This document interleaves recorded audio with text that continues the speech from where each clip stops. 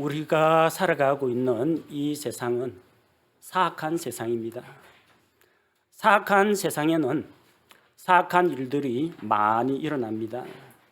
이 모든 것은 이 세상의 통치자, 사악한 마귀가 지배하고 있기 때문입니다. 요한일서 5장 19절 말씀을 보면은 요한일서 5장 19절에는 또 우리는 하나님께 속하고 온 세상은 사악함 가운데 있음을 우리가 아느니라.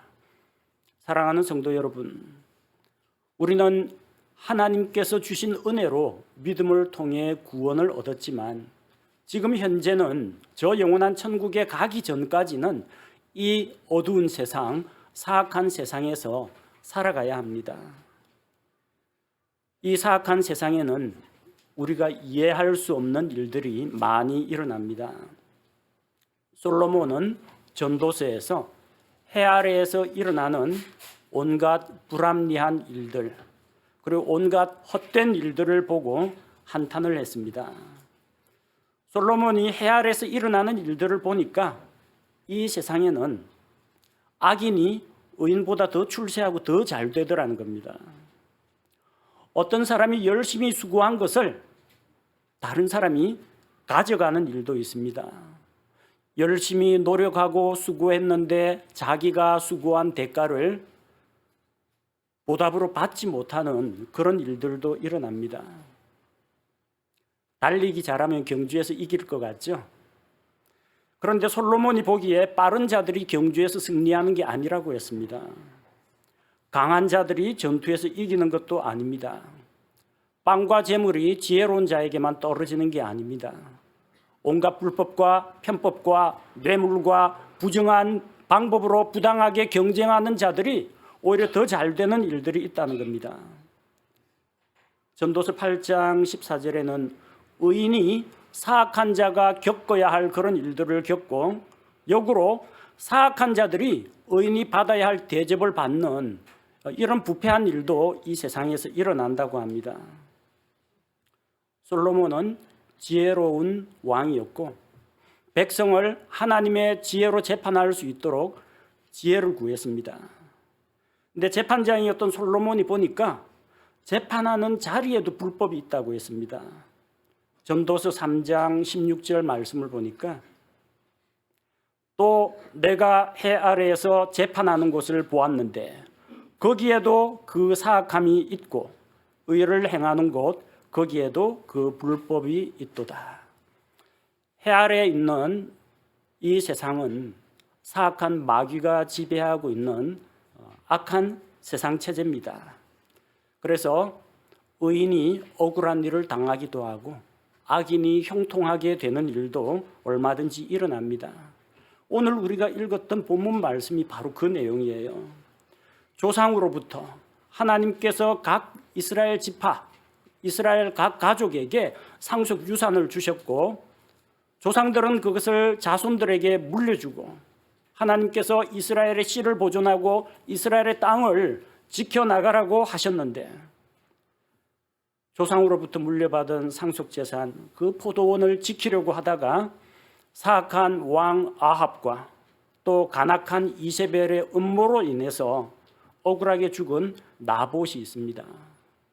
오늘 우리는 이 나봇의 죽음에 대해서 살펴보면서 하나님께서 우리에게 주시는 교훈을 받고자 합니다. 먼저 이 사건이 일어난 그 배경에 대해서 살펴보도록 하겠습니다.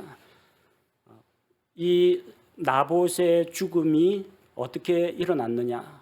아합의 탐욕으로부터 시작이 되었습니다. 1절에 보니까 예스레엘 사람 나봇이 포도원을 가지고 있었습니다.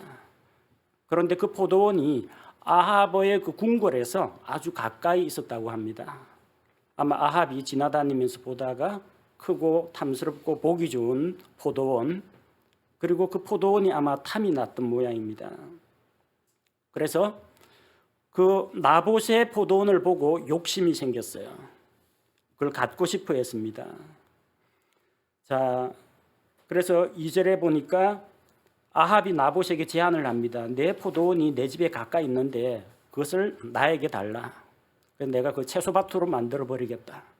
대신에 내가 값을 지불하거나 더 좋은 포도원을 주겠다, 바꾸자 했습니다.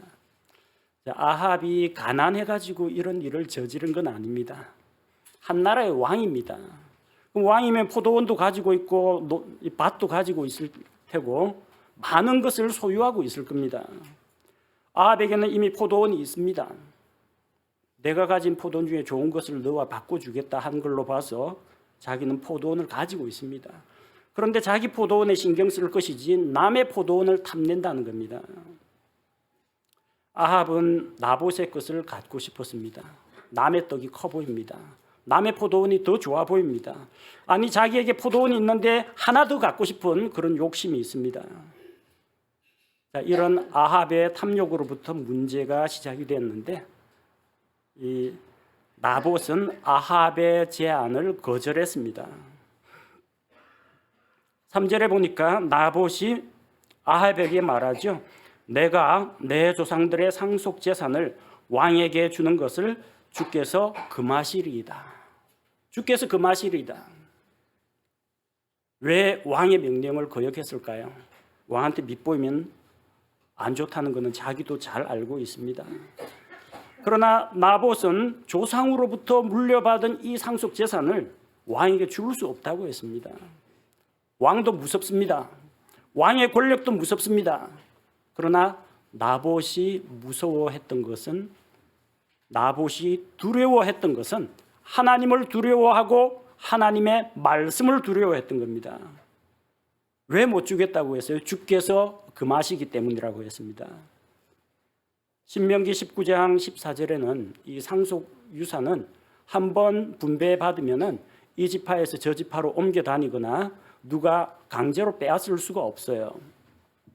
신명기 19장 14절 말씀을 보니까 너는 주 내 하나님께서 내게 주어 소유하게 하시는 땅에서 곧 내 상속 재산이 될 내 상속 유업에서 옛 사람들이 정한 내 이웃의 지계표를 옮기지 말지니라. 지계표라는 것은 땅과 땅의 경계를 나타내는 그 표시입니다. 그 지계표를 옮겨가지고 남의 땅을 자기 것이라고 우기거나 그렇게 해서는 안 된다는 겁니다. 하나님의 말씀을 지키고자 했습니다. 하나님께서 나에게 허락하신 그 상속 유산을 지키려고 했습니다. 자, 이렇게 일개 평민에게 권세 있는 왕이 거절을 당하니까 어떤 기분이겠어요? 자존심 되게 상했다는 겁니다. 니까짓게 감히 내 영향력이 얼마나 큰데 일개 백성이 왕의 명령을 거역해. 그러나 모세의 율법 때문에 강제로 빼앗을 수도 없는 노릇입니다. 그래서 이 권세 많은 왕이 알아누웠습니다. 기가 막힐 노릇이죠. 왕에게 재산이 얼마인데 그 조그마한 포도원 그거 하나 못 가져가지고 그것 때문에 배가 아파가지고 알아누웠어요. 어린애 같은 구석이 있어요. 얼굴에서 기쁨이 사라졌습니다. 자기 부인이 와서 밥 먹으러 하는데 빵도 안 먹겠다고 합니다. 세상에는 이미 많은 것을 갖고 있음에도 불구하고 자기가 탐내는 것 그것을 얻지 못하면 병이 나는 사람이 있어요. 아합 같은 사람이에요. 자, 그 아내 이세벨이 이제 왕이 왜 이렇게 되었는지 이제 물어봅니다. 5절에 보니까 이세벨이 물어보죠. 왕의 영이 어찌하여 이같이 슬프게 되어 왕께서 빵도 들지 아니하시나이까. 남편이 아프다고 하니까 물어봅니다. 아합이 자기 사정을 이야기합니다. 여보, 사실은 내가 옆에 저 근사하고 멋진 나봇의 포도원을 갖고 싶었는데 나한테 팔아라 해도 안 팔고 다른 포도원 줄 테니까 바꾸자 해도 안 바꾸고 어떻게 하면 좋아 하면서 자기 아내에게 하소연을 하는 겁니다. 이세벨이 보기에는 이 왕이 한 나라를 다스리는 왕이 겨우 그까짓 일 가지고 이렇게 낙심하면 되겠느냐 그럽니다. 이제 왕이 이스라엘 왕국을 다스리시나이까? 왕이 지금 이스라엘 왕국을 다스리십니까? 왕국을 다스리는 사람이 그까짓 일 하나 해치우지 못합니까? 그러면서 자기가 나서서 해결을 하려고 합니다. 남편의 마음을 다독여주고 나봇의 포도원을 빼앗을 수 있게 하겠다고 약속을 했습니다. 자, 그래서 이 사악한 여인 이세벨이 음모를 꾸몄습니다. 8절에 보니까 이에 그녀가 아합의 이름으로 편지를 쓰고, 아니 편지 쓰려면 자기 이름으로 써야지 왜 아합의 이름을 가지고 편지를 합니까? 이 편지는 예스레엘 지방에 있는 장로들과 귀인들에게, 귀족들에게 보낼 편지입니다. 근데 여자가 이거 편지 쓰면 여자의 목소리는 작기 때문에 널리 알려지지 않습니다. 목소리 크고 영향력 있고 추종자들이 많고 네트워크가 큰 아합의 채널을 이용하고자 한 겁니다. 그래서 아합을 대신해서 아합의 이름으로 편지를 썼습니다. 그 편지 내용이 뭐예요? 9절과 10절에 나오죠. 이세벨이 금식을 선포하고 나봇이라는 사람을 백성 가운데 높이 앉히라, 재판하자는 이야기입니다. 그리고 벨리알의 아들 2사람을 고용해라. 그리고 그 2사람에게 나봇이 하나님과 왕을 모독하였다라고 거짓 증언하라고 합니다. 그 다음에는 나봇을 데리고 가서 돌로 쳐서 죽이라고 합니다. 말하자면 나봇이라는 사람, 자기 남편에게 포도원을 넘기기를 거절했던 그 나봇에게 신성모독, 왕을 모독했다, 그 누명을 씌워가지고 죽이려고 한 겁니다. 앞쪽에 나오는 이세벨의 행적을 읽으신 분들은 아마 기가 막힐 겁니다. 이세벨이 나봇이라는 사람이 하나님께 신성모독을 했는데 그걸 참지 못하고 분개해서 신성모독한 이 사람은 죽여야 한다, 이렇게 고소를 한 것으로 보입니까? 이세벨이 어떤 여자예요? 이세벨이야말로 신성모독하는 여자입니다. 바알 숭배, 바알 우상을 가지고 온 여자예요.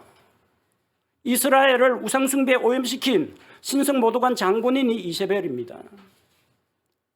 그리고 주의 대언자들을 잡아다가 죽인 이 악한 여자가 이세벨입니다. 자기가 신성모독하고 자기가 사악한 일을 저질렀으면서 하나님 보시기에 하나님 앞에 이런 신성모독을 저지르지도 않은 나봇에게 너는 신성모독을 했으니까 재판정에서 죽어야 한다 라고 이런 음모를 꾸몄다라는 겁니다. 어찌됐거나 아합의 이름으로 이 소식이 예스레엘 지방에 쭉 퍼졌습니다. 장로들과 귀인들, 영향력 있는 사람들에게 이세벨이 말하는 대로 소문이 퍼졌습니다. 그래서 이 장로들과 귀인들이 이세벨이 편지에서 시키는 대로 그대로 행합니다. 나봇에 대한 재판이 벌어졌어요. 12절을 보니까 금식을 선포하고 나봇을 백성 가운데 높이 앉혔습니다. 뭔가 중요한 일이 일어났다라는 겁니다. 그래서 백성들로 하여금 금식을 하게 하고 그 나봇을 화제의 중심에 올렸습니다. 백성의 장로들은 성문에서 그 지방에서 일어나는 크고 작은 사건들을 재판하는 재판관들입니다. 자, 그런 나봇이 백성 가운데 높이 앉아 있을 때 벨리알의 자손 2사람이 들어왔습니다. 벨리알은 마귀의 이름입니다. 온화한 표현으로 벨리알의 자손들입니다. 조금 쉬운 말로 바꿔드릴게요. 마귀 새끼들입니다. 마귀의 자식들이에요.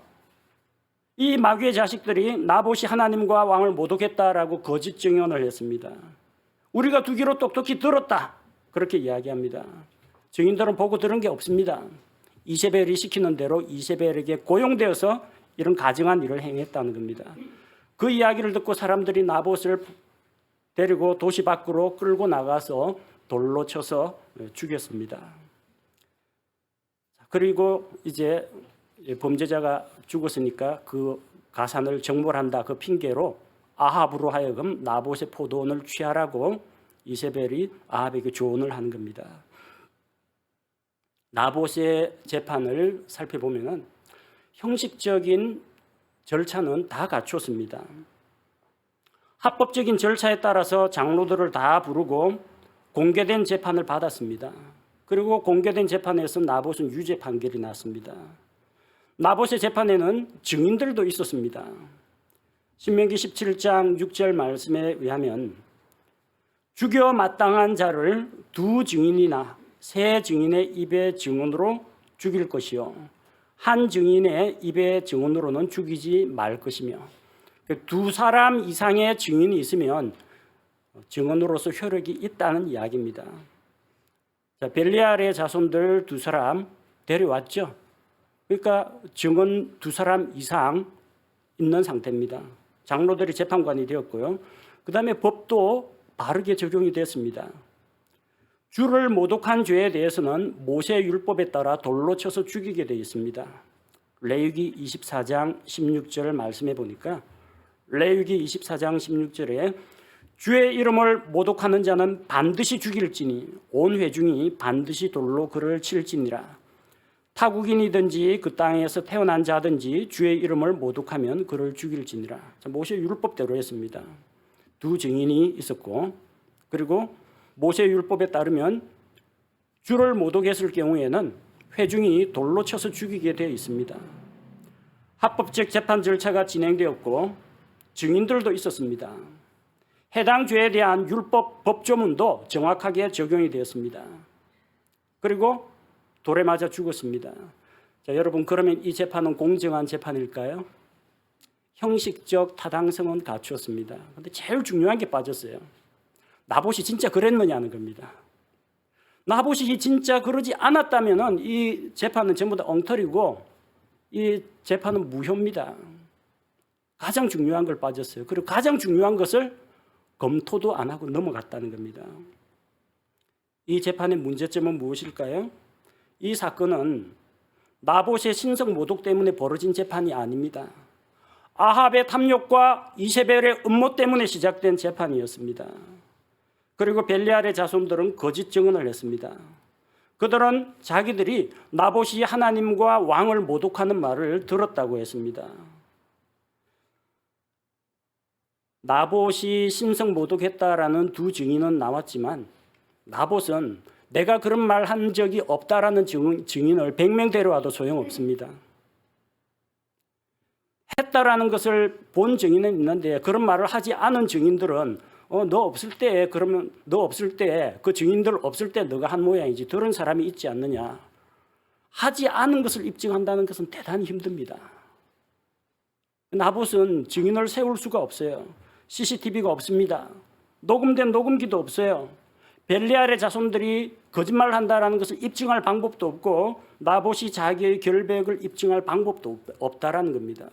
이 경우에는 어떻게 해야 되느냐? 장로들이나 귀인들은 증인들의 말을 검증을 해야 됩니다. 이게 모세 율법에 나오는 재판 절차인데 그게 빠졌어요. 신명기 19장 18절에 보면은 두세 사람이 증언을 한다고 해서 무조건 그 증인의 말을 받아주는 건 아니에요. 신명기 19장 18절에 보니까 재판관들은 부지런히 조사할지니 보라 그 증인이 거짓 증인이며 자기 형제를 치려고 거짓으로 증언하였거든 그 형제를 해치려고 한 그 죄를 그 증인들의 머리 위로 돌려주라고 했습니다. 무고한 자에 대해서는 만약에 이 사람이 거짓 증언에 의해서 당하게 될 그 피해를 고스란히 거짓 증인들에게 형을 집행하도록 되어 있었습니다. 재판관들은 부지런히 조사해서 그게 옳은지 그른지 증언에 대해서 검토를 해야 됩니다. 오늘 본문 말씀에 장로들이나 귀인들 가운데에서 이 거짓 증인들의 말에 대해서 검토한 사람은 한 사람도 없습니다. 우리가 들었는데 이세벨이 그러더라. 벨리알의 아들들이 그러더라. 그게 다예요. 전혀 증인들에 대한 검토를 하지 않았다는 겁니다. 그리고 나봇에게는 발언의 기회도 주지 않았습니다. 나봇을 불러다 너 정말로 그랬느냐? 물어봐야 될 거 아닙니까? 나봇에 대해서 물어보는 과정이 다 빠져 있습니다. 혹시라도 나봇의 입에서 나는 그런 적 없다라는 말이 나올까 봐 서둘러 끌고 나가서 성난 군중들로 하여금 돌로 치게 했다는 겁니다. 그들은 나봇에게 발언의 기회를 주지도 않았고 나봇을 위해서 변호인을 내세워서 나봇의 입장을 변호할 수 있는 그런 기회도 주지 않았다는 겁니다. 처음부터 나봇을 죽이기 위한 재판이었기 때문입니다. 법이라는 이름으로 재판이라는 형식을 갖추었지만 이 재판은 하나님 보시기에 옳지 못한 재판이었다는 겁니다. 그러나 그럼에도 불구하고 이 사악한 세상에는 이런 일들이 일어납니다. 나봇과 같이. 나봇은 잘못한 것 없이 사람들이 던지는 돌에 맞아 죽었습니다.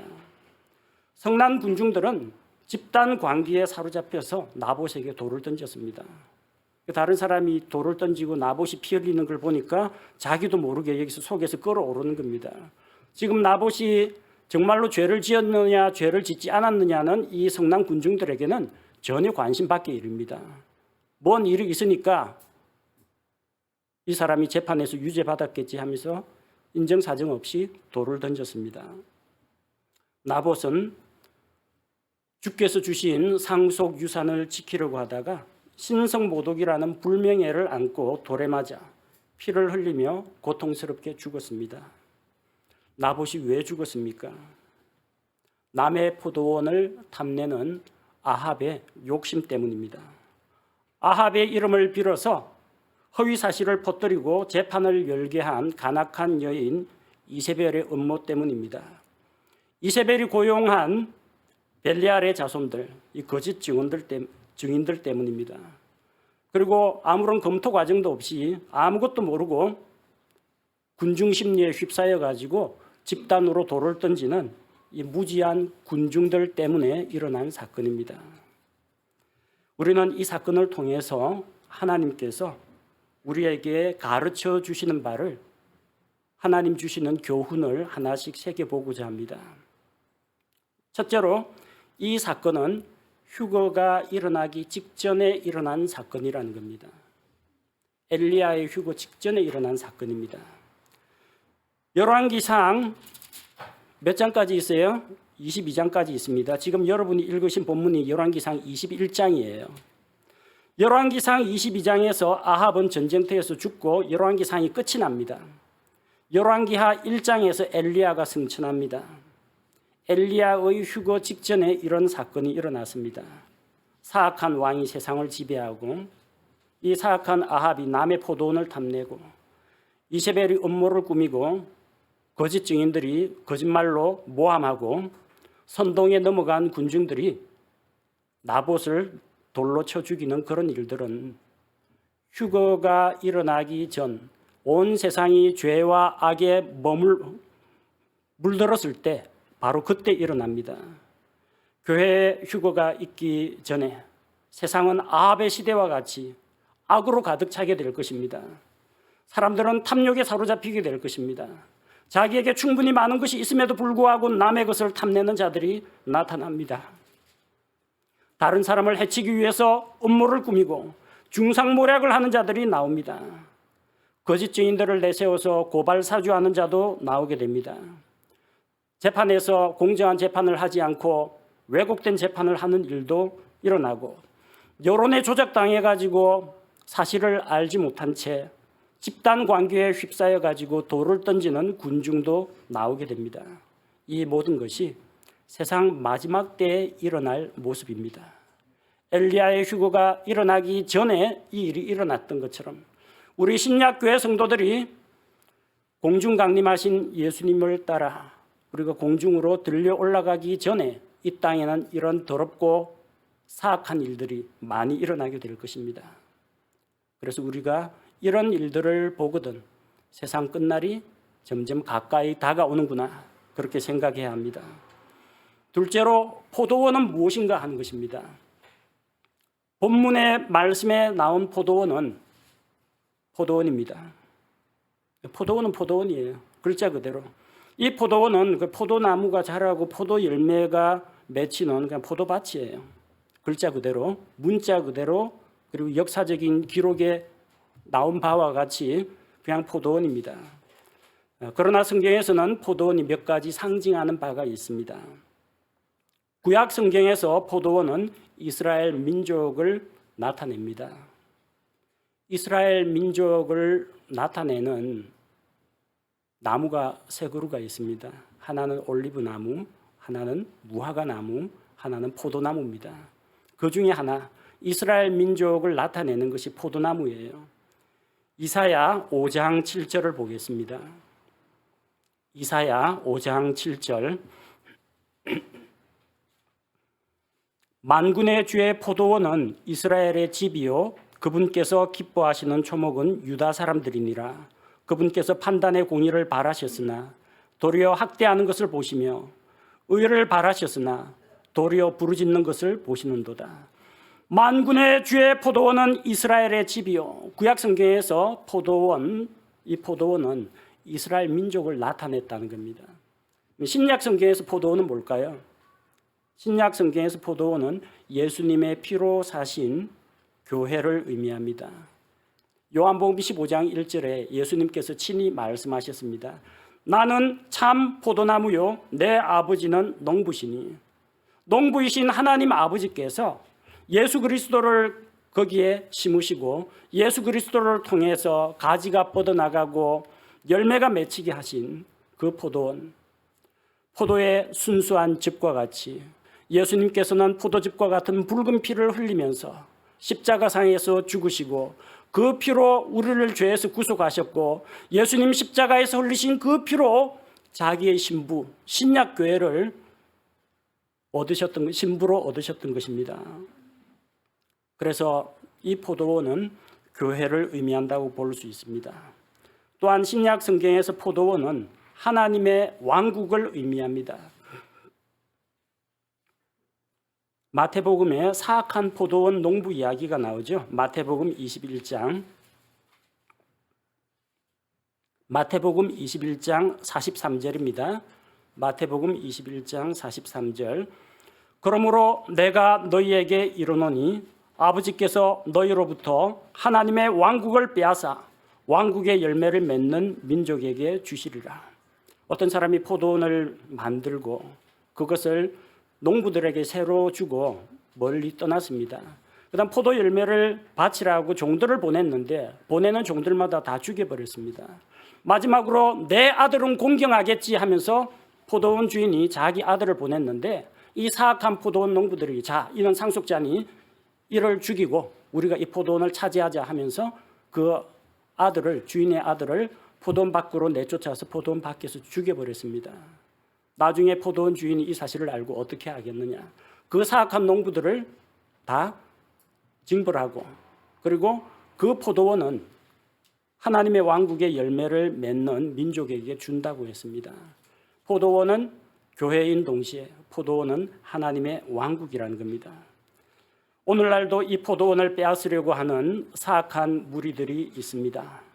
이 세상의 왕, 권세를 잡은 아합 왕과 같은 존재가 있고 온 세상, 이 세상의 통치자 마귀가 있습니다. 그리고 자기가 큰 포도원을 가지고 있으면서 다른 사람이 맡고 있는 작은 포도원을 빼앗으려고 하는 욕심 많은 자도 있습니다.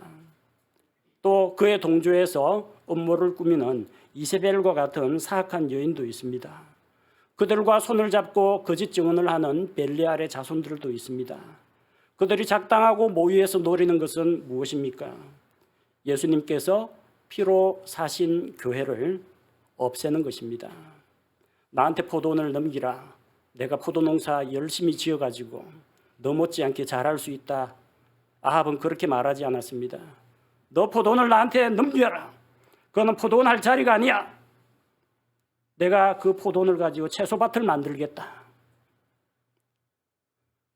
예수 그리스도의 핏값으로 사신 교회를 하나 없애겠다는 것입니다. 이것이 마귀의 공격이고 마귀의 계략입니다. 교회를 무너뜨리는 것, 예수 그리스도의 몸인 교회를 파괴하는 것이 마귀의 목표라는 겁니다. 그래서 나봇과 같은 사람이 나타납니다. 셋째로 왜 나봇이 포도원을 포기하지 않고 끝까지 지키려고 했을까요? 참 우직한 사람입니다. 왕한테 걸리면 어찌 된다는 거 뻔히 알지 않습니까? 힘으로 빼앗을 수도 있고 암살당할 수도 있고 이런 억울한 누명을 쓰고 더러운 누명을 쓰고 돌에 맞아 죽을 수도 있습니다. 나봇이 그런 위험을 모르겠습니까? 그럼에도 불구하고 그는 지켜야 할 것이 있었던 것입니다. 왕의 요구를 거절하면 보복이 돌아옵니다. 그것도 아합처럼 비열하고 사악하고 욕심 많은 왕의 비를 거스려봤자 좋은 일은 하나도 없습니다. 그러나 나봇은 아합의 제안을 거절했습니다. 왜 거절했습니까? 주께서 내 상속 유업을 넘기는 것을 금하시기 때문입니다. 나봇은 무엇을 지키고자 했습니까? 나봇이 지키고자 했던 것은 하나님의 말씀이었습니다. 옛사람의 지계표를 옮기지 말라. 내가 이스라엘 각 지파 각 가족에게 주는 상속 재산을 너희는 자자손손 계속 씨를 이어가면서 이 땅을 지키고 보존하라고 주께서 명하셨기 때문입니다. 그는 왕의 명령을 두려워하지 않았습니다. 하나님의 말씀을 더 두려워했습니다. 그래서 목숨 걸고 포도원을 지키고자 했던 것입니다. 또한 그는 상속 유산을 지키고자 했습니다. 이 상속 유산은 빼앗길 수가 없습니다. 포도원이 크거나 작거나가 중요한 것이 아닙니다. 이 상속 유산을 통해서 자손들에게, 그 자손들은 다음 자손들에게 계속 물려줘야 하기 때문입니다. 목숨은 내놓을 수 있지만 주님의 말씀은 내가 거역하지 못하겠습니다. 내 생명은 빼앗길지언정 하나님께서 나에게 맡기신 이 사명은 놓지 않겠습니다. 이것이 바로 나봇의 각오였던 것입니다. 히브리서에는 수많은 믿음의 사람들이 기록되어 있습니다. 기독교 순교사에 기록된 수많은 성도들은 자기 믿음을 지키기 위해서, 교회를 지키기 위해서 나봇처럼 자기 생명을 아낌없이 주님께 바쳤습니다. 사도 바울은 주께서 자기에게 주신 그 사명을 생명보다 더 귀한 것으로 여겼습니다. 생명은 소중합니다. 그러나 사명은 생명보다 더 소중합니다. 사도행전 20장 24절 말씀을 보겠습니다. 사도행전 20장 24절. 이 일들 중 어떤 것도 결코 나를 움직이지 못하며 또한 내가 나의 생명도 내게 귀한 것으로 여기지 아니하노니 이것은 내가 나의 달려갈 길과 주 예수님께 받은 사역 곧 하나님의 은혜의 복음을 증언하는 일을 기쁨으로 끝마치고자 함이라. 사도 바울은 예수 그리스도께서 맡기신 그 사명, 복음 전도의 사역을 가장 소중한 것으로 여겼기 때문에 자기의 생명조차도 전혀 귀한 것으로 여기지 않았습니다. 나봇처럼 우리에게도 지켜야 할 것이 있습니까? 사도 바울처럼 우리에게 지켜야 할 것이 있습니까? 소중한 것이 있습니까? 순교자들처럼 자기 생명보다도 주님을 향한 여러분의 믿음을 더 소중하다고 생각하십니까? 나봇이 포도원을 지키려고 한 것처럼 예수 그리스도께서 피로 값주고 사신 이 교회를 지키기 위해 우리는 과연 생명을 걸 수 있겠습니까? 우리 하나님 앞에서 진지하게 생각해 봐야 합니다. 넷째로 아합의 욕심은 끝이 없었고 그 결과는 허무했다는 겁니다. 아합은 왕으로서 많은 것을 누리고 있었습니다. 나봇보다 더 큰 포도원을 가지고 있었습니다. 그런데도 다른 사람의 포도원을 탐내가지고 자기가 취하려고 예스레엘로 내려갔습니다. 이세벨이 이야기했죠. 왕의 명령을 거역한 나봇은 반역자로, 신성모독자로 불명예스럽게 죽었으니까 가서 나봇의 포도원을 취하라고 했습니다. 그러나 이어지는 이야기 17절에서 24절 내용을 보면은 주께서 대언자 엘리야를 보내어서 아합의 죄에 대해서 책망합니다. 그리고 그에게 심판을 선언합니다. 22장에서 아합은 전쟁터 나가서 죽습니다. 나봇의 포도원을 빼앗았는지 모르겠지만 그 포도원에서 나는 포도 한 송이라도 먹어봤는지 모르겠습니다. 바로 다음 장에서 죽어요. 전쟁에 가서. 그것도 자기만 살겠다고 자기는 평복으로, 유다왕은 왕복 입고 해가지고 전쟁터에 나갔는데 사람들이 처음에는 유다왕을 죽이려고 하다가 막 이 소리를 지르니까 이스라엘 왕이 아니네 하면서 이스라엘 왕을 찾았는데 일반 병사들하고 평복을 입고 있으니까 모르죠. 근데 어떤 사람이 우연히 화살을 날렸는데 그 화살이 하필이면 아합의 갑옷 깃을 뚫고 갑옷 염세를 뚫고 들어가서 아합이 중상을 당했습니다. 병거에서 내리지도 못하고 적을 막다가 결국은 죽었습니다. 눈먼 화살에 부상을 당해가지고 죽었습니다. 나봇의 포도원 몇 발자국이나 밟아봤는지 모르겠습니다. 나봇의 포도원에서 나는 포도 얼마나 먹어봤는지 모르겠습니다. 그렇게 욕심부려가지고 사람을 죽여서 가면서까지 얻었던 포도원이지만 그에게 아무런 만족과 아무런 기쁨도 줄 수 없었다는 것입니다. 이것이 바로 아합이 지은 죄의 결과요, 그가 거둔 죄의 열매인 것입니다. 다섯 번째, 사악한 여인 이세벨의 최후는 비참했다는 겁니다. 이세벨은 저 이스라엘 사람이 아니고 시돈의 공주입니다.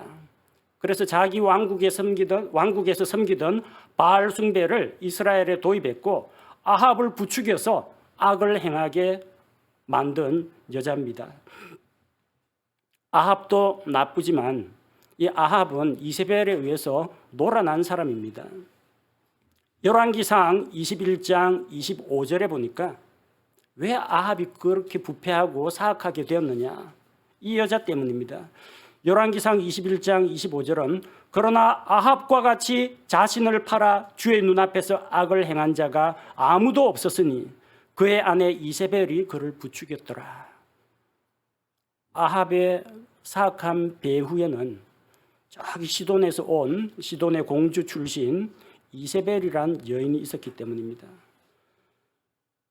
그 이세벨은 나중에 하나님께서 예후라는 사람을 왕으로 세워서 아합의 집을 심판하게 할 때 이세벨은 내시들이 창밖으로 집어 던져가지고 개들에게 뜯어먹히는 신세가 됩니다. 나중에 이세벨을 묻어주려고 보니까 이미 들깨 떼들이 이세벨을 다 찢어먹고 두 손과 두개골 말고는 남은 것이 없다고 했습니다. 그렇게 비참하게 죽었습니다. 돌에 맞아 죽은 나봇과는 비교가 안 될 정도로 2층 높은 곳에서 떨어져 가지고 아마 부상을 당했겠죠. 그 위를 예후가 밟고 지나갔습니다. 숨이 채 끊어지지 않았는데 피냄새를 맡고 개들이 몰려와 가지고 산채로 이세벨을 뜯어먹었습니다. 얼마나 무시무시한 광경입니까? 나봇을 죽인 이세벨의 최후는 이와 같았습니다. 성경에는 주의 대언자들을 죽였던 이세벨, 침례자 요한을 죽게 만든 헤로디아 같은 악녀들이 등장합니다. 그들의 최후는 하나같이 비참하게 끝났습니다. 왜냐? 하나님이 살아계시기 때문입니다. 여섯째는 거짓 증인들은 멀쩡한 사람도 죄인으로 만들 수 있다는 겁니다. 벨리알의 자손들은 나봇이 신성모독을 했다, 그렇게 증언을 했습니다. 그래서 나봇이 돌에 맞아 죽게 된 것입니다. 이런 거짓 증언들은 한둘이 아닙니다. 보디발의 아내는 요셉을 통해서 욕심을 채우려고 하다가 요셉이 응하지 않자 요셉이 자기 요구를 거절하고 옷을 그 손에 남겨두고 도망쳐버리니까 나중에 남편한테 또 야단 맞을 것 같기도 하고 요셉이 소문을 내면 자기가 부정한 여자라는 그런 부정한 여자라는 그런 말을 듣게 될까 봐 두려워했습니다. 그래서 먼저 요셉이 자기를 강제로 범하려고 했다, 거짓말을 했습니다. 보디발은 자기 아내의 말만 믿고 요셉의 말을 듣지 않고 감옥에 가둬버렸습니다.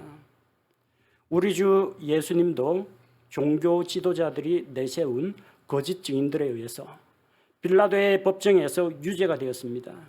예수님은 내 왕국은 이 세상에 속하지 않았다라고 분명히 재판석에서 이야기했습니다.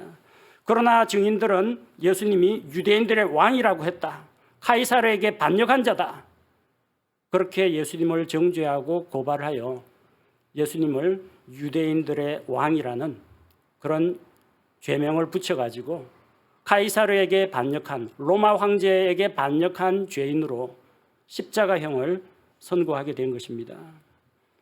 거짓 증인들은 하나님의 아들 예수 그리스도도 죽입니다. 거짓 증인들은 하나님의 아들들, 구원받은 성도들도 죽일 수 있습니다. 거짓 증인들은 하나님의 백성 나봇도 죽인다는 겁니다. 우리는 이런 무서운 세상, 이런 사악한 세상에 살고 있다는 것을 기억해야 합니다. 일곱째로, 군중 심리에 휩싸인 사람들은 아무것도 모르고 돌을 던진다는 겁니다. 군중 심리에 감염된 사람은 올바른 판단력을 잃게 됩니다. 혼자서는 못하는 일인데 다른 사람들이 와 하면서 뭐 시위 데모하는 것처럼 몰려다니면 뭔 일인지 모르고 그냥 따라갑니다. 그래서 에베소의 그 은세공업자들이 위대하도다 에베소 사람들의 다이아나여 하니까 뭔 일인지 모르고 사람들이 막 모여가지고 2시간 동안 했는데 자기들이 왜 모였는지도 아무도 알지 못했다고 합니다. 이게 군중 심리예요. 와, 저 재판에서 유죄받았다 돌 던지자 하니까 나봇이 무슨 죄를 저질렀는지 알지도 못하고 이 사람 저 사람들이 마구 돌을 던지는 겁니다. 군중 심리가 그래서 무서워요. 왜? 나 혼자 하면은 내가 뒷감당 책임을 져야 되는데 여러 사람들 같이 했다는 겁니다. 그러니까 책임이 경감되어 가지고 마음의 부담을 갖지 않는 겁니다. 학교에서 집단 폭력이라든지 집단 따돌림 왜 일어나는지 아십니까? 혼자서 그거 못해요. 혼자가 가해자가 되면 불안해요. 근데 반 친구들 한 여럿이서 집단으로 괴롭히기, 집단으로 따돌리기, 집단으로 폭행하는 거는 나만 그런 거 아니고 쟤도 다 그랬어요. 이것 때문에 마음의 부담이 줄어든다는 겁니다. 군중 심리입니다. 다윗이 데리고 있던 그 가족들과 다윗이 데리고 있던 사람들, 자녀들, 그리고 그들의 재산이 아말렉에게 약탈당했습니다. 누구 잘못이에요? 아말렉이 침략해가지고 시글락을 불태우고 다윗 일행을 공격한 겁니다. 근데 당장 사람들은 보니까 아말렉 사람들은 다 빼앗아가 약탈하고 도망가 버렸어요. 이게 다 누구 때문이다? 다윗 때문이다. 자기들의 지도자인 다윗에게 화살을 돌렸습니다. 다윗을 돌로 치자. 조금 전까지 다윗의 부하들이었고 다윗의 지도를 받던 사람들이 다윗을 돌로 치자. 이게 군중 심리라는 겁니다. 믿지 않는 유대인들은 바울이 복음을 전하는 곳마다 따라다니면서 행패를 부렸습니다. 주변에 있는 유대인들을 선동했습니다. 그 유대인들 가운데는 조금 전까지 바울의 특강을 듣고 있던 사람도 있었고 또 말씀에 대해서 어느 정도 마음을 연 사람들도 있었을 겁니다. 그런데 믿지 않는 유대인들이 바울 일행을 정죄하면서 이 사람은 하나님의 성전을 모독하고 모세 율법을 지키지 말라고 하고 로마 황제 카이사르를 배반하라고 가르치는 사람이다 하니까 사람들이 일제히 바울을 붙잡아가지고 죽이려고 하는 겁니다. 스데반은 공회에서 바른 말씀을 선포했습니다. 그러나 그들이 스데반이 선포하는 말씀에 의해서 찔림을 받게 되자 사람들이 귀를 틀어막고 이런 사람은 살려두어서는 안 된다라고 달려들어가지고 돌로 쳤습니다. 많은 사람들이 집단 광기에 휩싸여가지고 그런 일을 저질렀습니다. 군중 심리가 무섭습니다. 우리나라 역대 그 사회를 떠들썩하게 했던 많은 사건들이 있죠.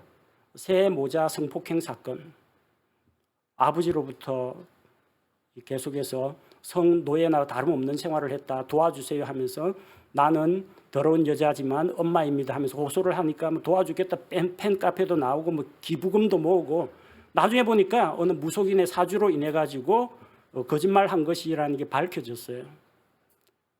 팬카페 폐쇄가 되고 막 죽여라 살려라 하던 그런 사람들도 전부 다 자기 댓글 지우고 다 사라져 버렸어요. 황당한 일들 많습니다. 뭐 최선당 임산부 폭행 사건 이것도 보니까 가해자하고 피해자가 바뀌었어요. 종업원이 잘못한 거 하나도 없는데 오히려 자기가 임산부인데 식당에서 폭행당했다. 그러니까 사람들은 여자의 눈물 그리고 동정심 임산부 이런 것만 보고 막 그 식당에 대해서 공격을 하고 그 사람만 억울하게 되었어요. 별별 이상한 일들이 많습니다. 몇몇 사람들이 SNS나 선동이나 이런 것에 넘어가가지고 특정인을 비난하고 사회적으로 매장하는 이런 일들이 많습니다. 조그만 자극을 줘도 냄비처럼 부글부글 끓어오르는 이런 사람들의 속성 때문에 억울하게 모함을 당하고 돌팔매질을 당하는 사람들이 많다는 겁니다. 나봇 시대에도 그랬습니다. 지금도 그렇습니다. 오늘날도 사악한 자들은 익명성의 그늘에 숨어서 자기가 잘 알지도 못하는 사실에 대해서 다른 사람을 비방하고 조롱하는 일을 즐깁니다.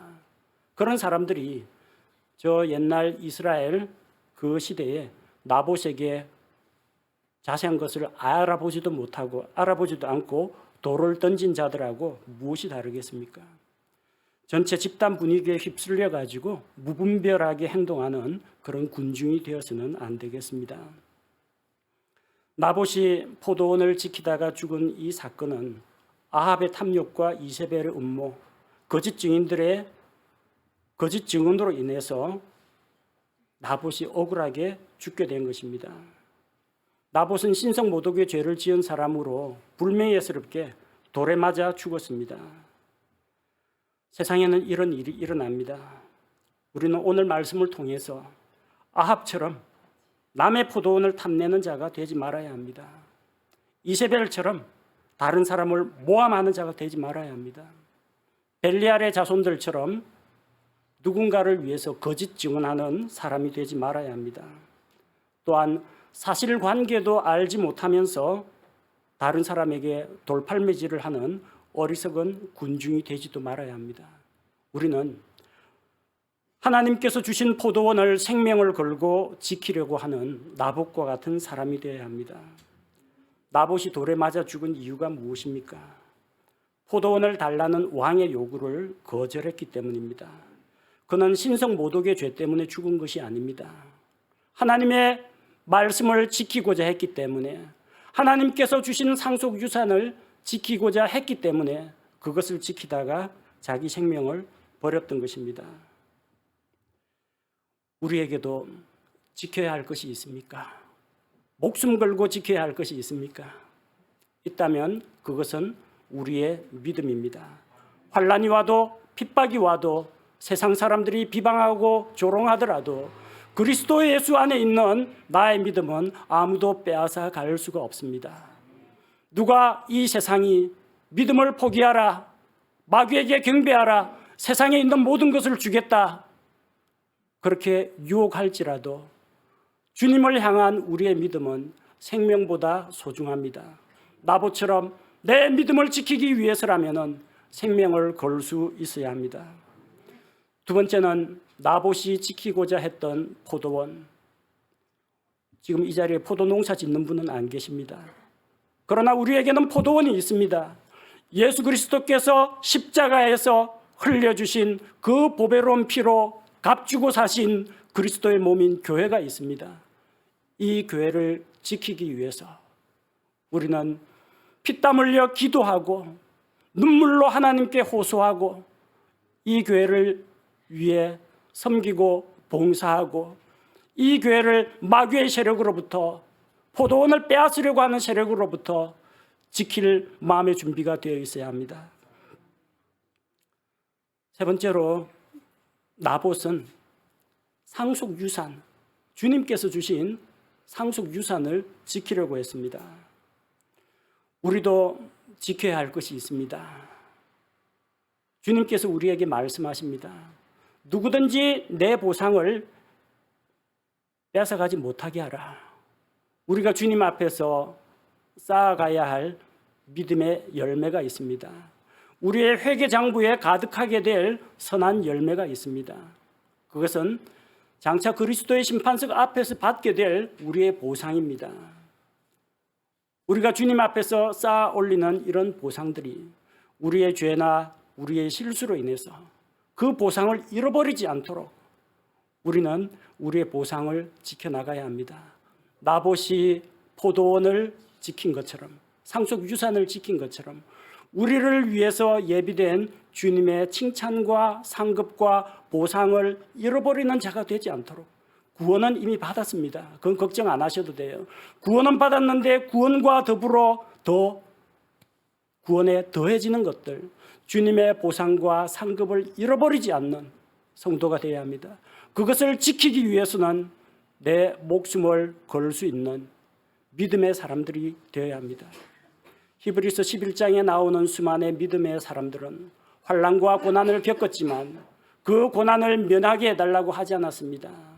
그들은 자기의 목숨을 구걸하지 않았습니다. 왜? 하늘에 있는 본향, 하늘에 있는 더 좋은 집, 또 하늘에서 하나님께서 주실 보상을 멀리서 바라보았기 때문입니다.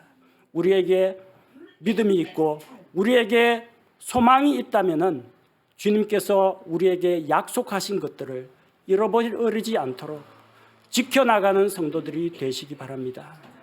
함께 기도하겠습니다. 아버지 하나님, 사악한 세상의 마지막 때가 가까운 것을 보게 됩니다.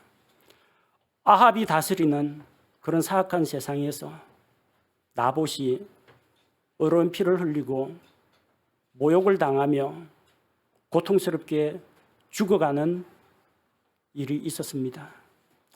주님,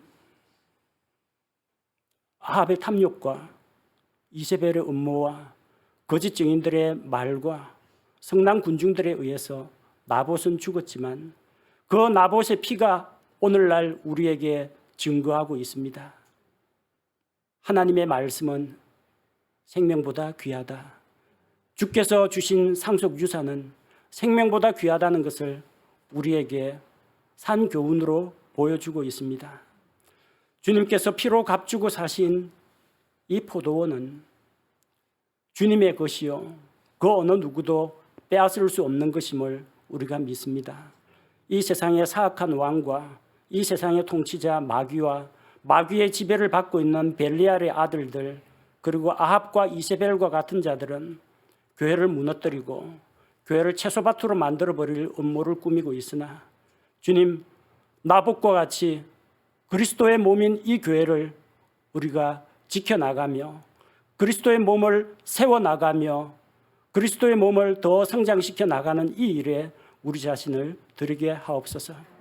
아버지 하나님, 나봇이 상속 유산을 잃어버리지 않고자 자기의 목숨을 내건 것처럼 주님 앞에서 받게 될 우리의 상속 유산, 하늘에 속한 상속 유산, 주님 주실 보상과 상급들, 칭찬들, 우리의 회개장부에 가득 쌓인 열매들 하나라도 잃어버리지 않게, 우리의 수고가 헛되지 않게 하옵소서. 하나님께서 우리에게 주신 보상을 굳게 지켜나가는 성도들이 되게 하옵소서. 포도원을 지키기 위해 생명을 걸었던 나봇과 같이 우리에게도 생명을 다하여 지켜나가야 할 것이 있다는 것을 깨닫게 하옵소서. 예수님의 이름으로 기도합니다. 아멘.